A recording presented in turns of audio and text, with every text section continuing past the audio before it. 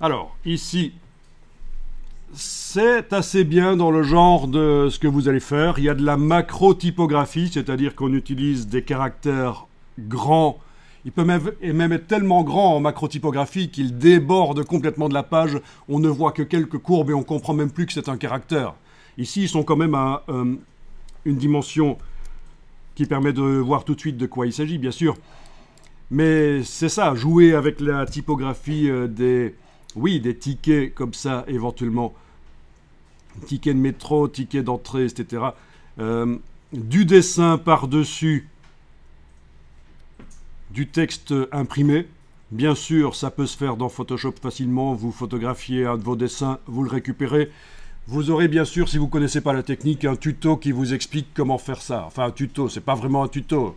C'est une explication en vidéo. Pourquoi je dis que c'est pas vraiment un tuto? Parce qu'un tuto, pour moi, c'est voilà exactement ce que vous allez obtenir, voilà comment y arriver. Donc non, là, vous serez assez libre d'interpréter les techniques montrées dans la vidéo, les modifier, les interpréter à votre sauce en fonction de votre dessin aussi.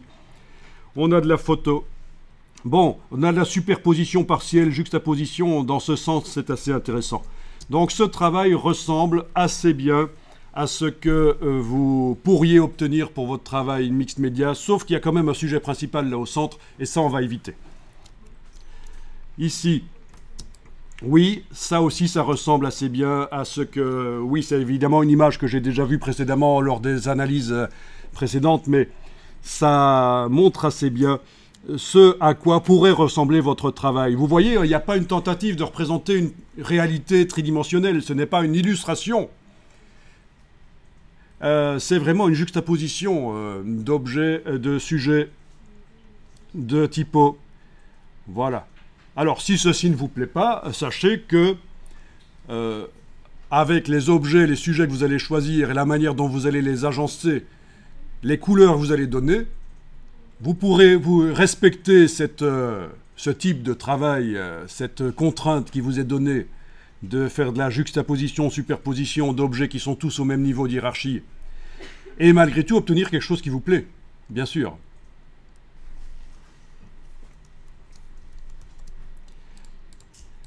Les deux images suivantes.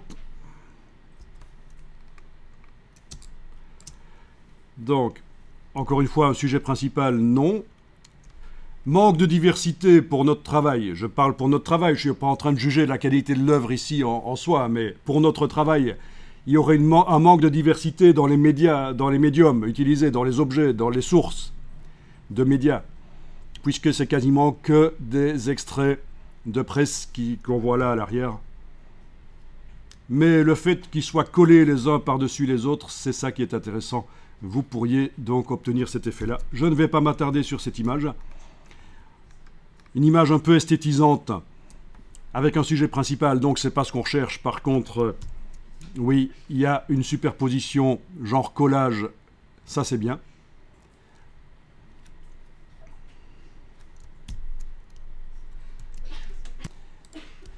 Deux images suivantes.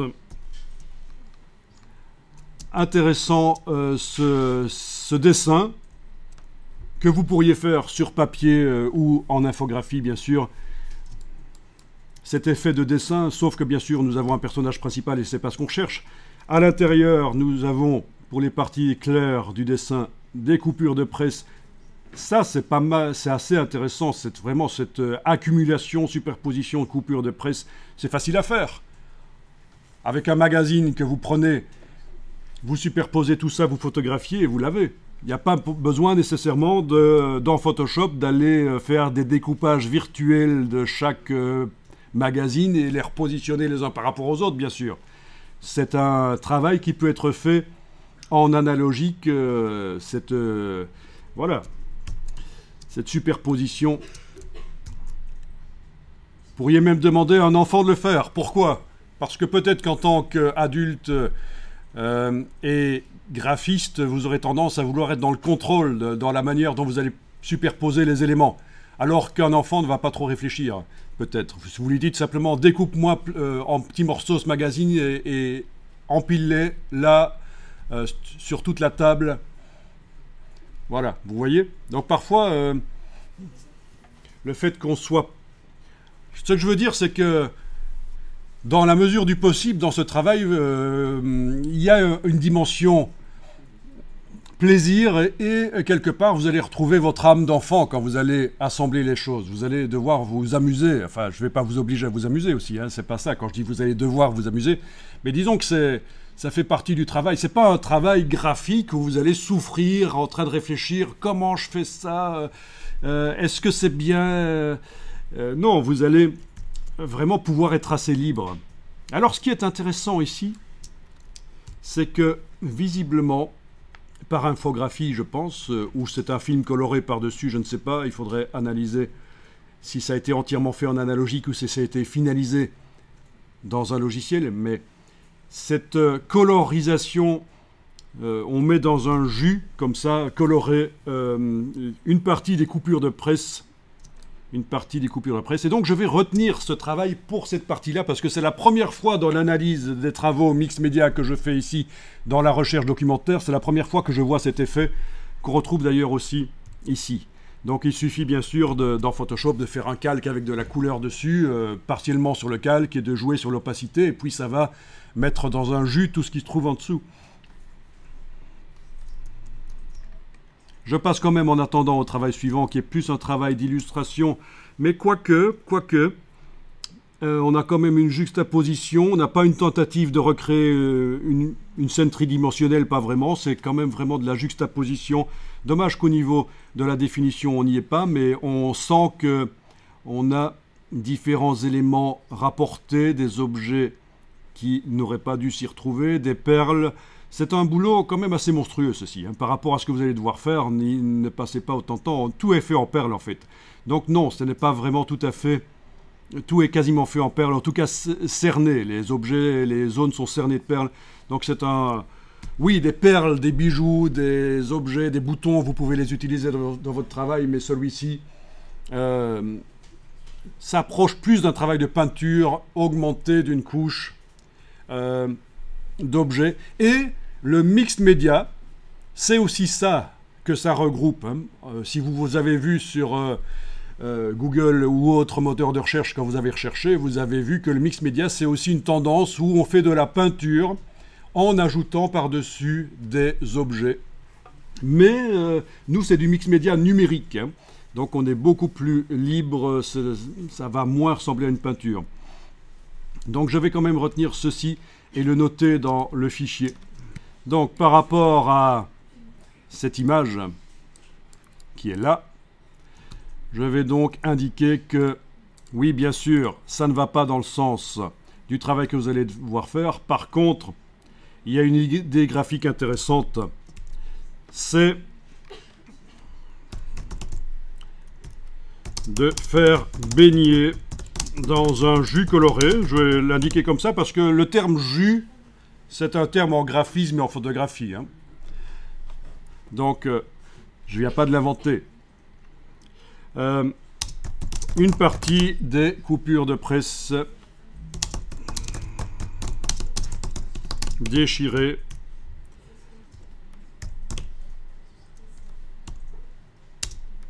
et superposées. Voilà. Et alors, donc les deux images suivantes.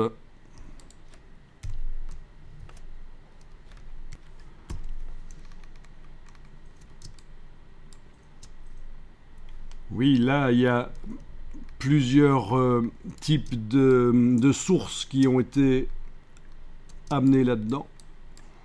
Mais c'est la réalisation d'un... C'est la représentation d'un sujet principal, donc non, pas dans ce sens-là. Mais au niveau graphique, ça va. S'il y a de la complexité, il y a du dynamisme. C'est ça que je retiendrai là-dedans. Ici aussi. Bon, sujet principal, c'est donc pas ce que vous devez faire, mais au niveau du graphisme, c'est intéressant, c'est un peu dynamique, décomposé. Voilà, ça, dans ce sens-là, c'est intéressant, au niveau de la vibration qu'il y a dans l'œuvre. Image suivante. Très pixelisé. Non, c'est plutôt une juxtaposition d'autocollant, ça. Bien que au niveau du message, là, il y avait quelque chose d'intéressant, puisque c'est du féminisme, en fait. Ici, c'est un travail que j'ai déjà analysé précédemment. Il y a des choses intéressantes dedans, notamment le dessin réalisé soit directement en infographie, mais là, ça ressemble plus à de l'encre sur papier, au pinceau, et photographié, et on supprime le fond. Comment supprimer les fonds, ça c'est super important de le connaître quand même pour le travail ici, mix média. Arriver à supprimer les fonds sur les dessins qu'on photographie, c'est intéressant. Quelque chose de très habituel dans les travaux mix média et scrapbook dans ce cas-ci, c'est cet effet, que ce soit une photographie ou un dessin, c'est un dessin dans ce cas-ci, cet effet de découpe où on n'essaye pas d'aller contre le bord, mais on laisse un espace blanc. Très intéressant parce que c'est graphique et en plus ça intègre du blanc dans la composition. Et le blanc, la présence de blanc dans une composition est toujours très importante. Sinon la composition risque de paraître terne s'il n'y a pas quelque part dans la composition du noir pur et du blanc pur ailleurs. Donc ça c'est une astuce que je vous donne en graphisme que vous pourrez appliquer systématiquement. Sauf exception vraiment motivée, quand vous faites un graphisme, quand vous faites quelque chose, même une photographie, il faut normalement qu'il y ait à un endroit du blanc pur et à un autre endroit du noir pur, qui aide l'œil à bien voir, à bien capturer. Sinon, l'œil, le système visuel humain va devoir travailler pour essayer de faire une balance des blancs lui-même. Vous voyez ce que je veux dire? Parce que, oui, ça se passe pas dans l'œil, ça se passe dans la perception, dans le cerveau. Il y a une correction des informations que l'œil reçoit, qui peut s'apparenter à ce qu'on a sur les caméras, à la balance de blanc, en quelque sorte. Et ça demande un effort. Donc toujours, oui, quelque part, mettre du blanc. Ici, bien sûr, il y a d'autres endroits, il y a du blanc, il y a le blanc du papier, mais bon. Voilà, donc petite astuce quand même très importante. Le marqueur, même du marqueur, vous voyez, très gros, ça peut donner très bien ce genre de choses, et c'est un marqueur usé, visiblement. On peut récupérer dans Photoshop cet effet de transparence qu'on a à certains endroits.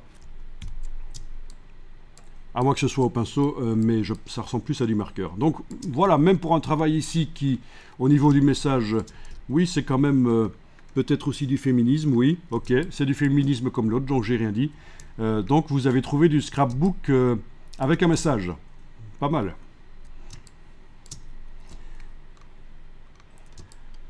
Voilà, donc ces choses intéressantes que j'ai remarqué ici. Le marqueur usé. Oui, ça c'est pas mal. Le bord blanc, on n'a pas essayé de faire un découpage propre. Et bien sûr, virtuellement dans Photoshop, ça peut se faire aussi. Du détourage pas très précis. Du dessin dont le fond a été rendu transparent, il est superposé à de la typo, à de la presse. C'est bien. Voilà qui termine donc ce dossier.